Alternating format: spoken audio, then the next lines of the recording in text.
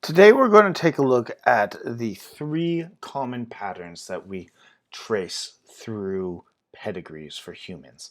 Those are autosomal recessive, autosomal dominant, and X-linked pedigrees.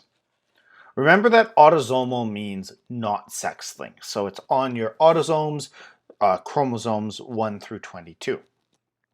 Autosomal dominant inheritance is usually caused by an abnormal protein.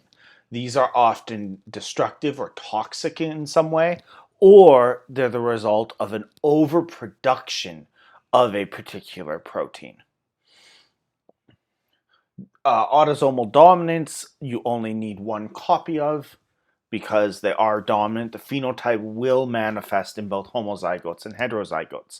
That means on a dominant pedigree, you do not know the genotypes of the shaded individuals. And that's important because when we analyze a pedigree, we always want to start with the homozygous recessives, the ones that you do know. And that gives us an easy way to start figuring out genotypes.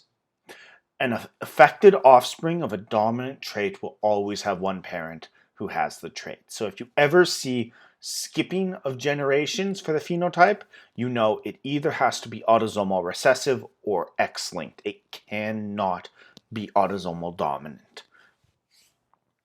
And of course, any unaffected individuals will have the homozygous recessive genotype. Autosomal recessive pedigrees are exactly the other way around. Often these are the result of a malfunctioning or non-functional protein or no protein production at all. And these phenotypes only manifest in homozygous recessive individuals. So in a recessive pedigree, you're going to look for the shaded individuals, and you do not know the exact genotype of the unshaded ones. The parents do not have to have the phenotype for the autosomal recessive inheritance patterns. But if they don't and their children do, that means both parents have to be carriers.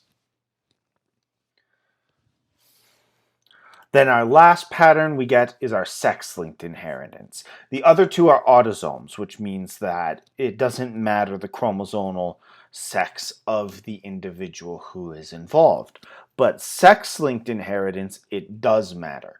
Now, technically, you can have Y-linked inheritance, but it's not super common and it literally only affects males, so it's also not super interesting.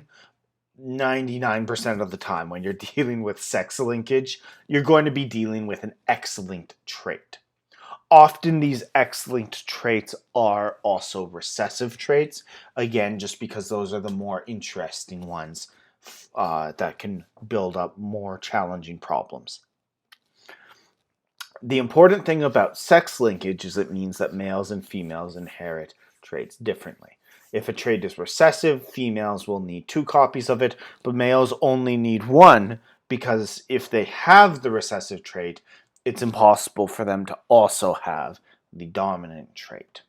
And this means that the phenotype is going to show up more often in males just because it's easier to get 1 allele into a male than it is to get 2 alleles into a female.